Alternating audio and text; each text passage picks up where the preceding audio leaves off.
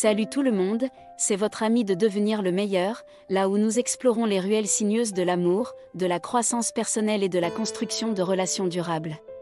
Aujourd'hui, nous abordons un sujet profondément humain, quelque chose qui peut changer le cours de nos vies et de nos relations, le pardon.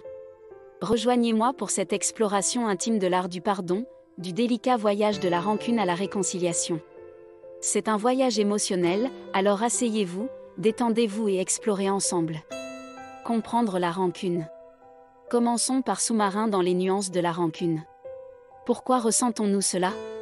Est-ce une émotion naturelle ou quelque chose de plus profond? Je vais partager des histoires personnelles et des conseils pour identifier et comprendre ce sentiment complexe. Les conséquences de la rancune. La rancune est comme une ombre qui plane sur nos relations. Dans ce segment, nous allons examiner de près les conséquences émotionnelles et mentales de la rancune.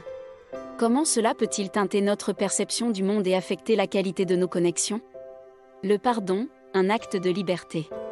Passons ensuite à la pièce maîtresse, le pardon. Qu'est-ce que c'est vraiment? Pourquoi est-ce souvent plus bénéfique pour celui qui pardonne que pour celui qui est pardonné? Attendez-vous à des anecdotes inspirantes de personnes ayant trouvé la force de pardonner dans des situations apparemment impossibles. Le pardon de soi. S'ensuit une discussion sur l'un des aspects les plus négligés du pardon, le pardon de soi.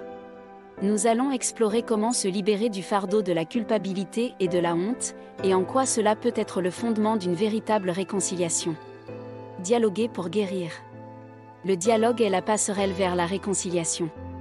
Dans cette section, nous plongerons dans la manière d'initier une conversation difficile après avoir décidé de pardonner. Comment entamer un dialogue ouvert, honnête et respectueux? J'apporterai des conseils pratiques pour faciliter cette étape cruciale. La patience, compagne du pardon. La patience est une vertu, dit-on, et elle est particulièrement cruciale lorsqu'il s'agit de pardonner. Dans ce segment, nous explorons l'importance de la patience dans le processus de pardon. Comment pouvons-nous la cultiver pour permettre à la réconciliation de se déployer naturellement? Construire une nouvelle fondation. Le pardon n'est que le début. Comment reconstruire après avoir pardonné? Dans cette partie, nous discutons de la construction d'une nouvelle fondation pour la relation. Quels sont les éléments clés, tels que la confiance, la communication et le respect mutuel, nécessaires pour bâtir une connexion solide? Cultiver l'amour renouvelé. Enfin, dans ce dernier segment, nous aborderons la manière de cultiver un amour renouvelé après la réconciliation.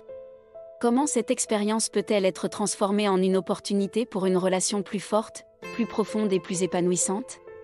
Conclusion.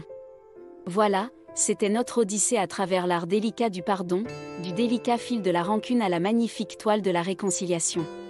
Si vous avez trouvé ces informations utiles, n'oubliez pas de montrer votre soutien en laissant un pouce bleu, en surpartager cette vidéo avec ceux qui pourraient en avoir besoin, ou bien, en vous abonnant à devenir le meilleur pour plus de contenus édifiants.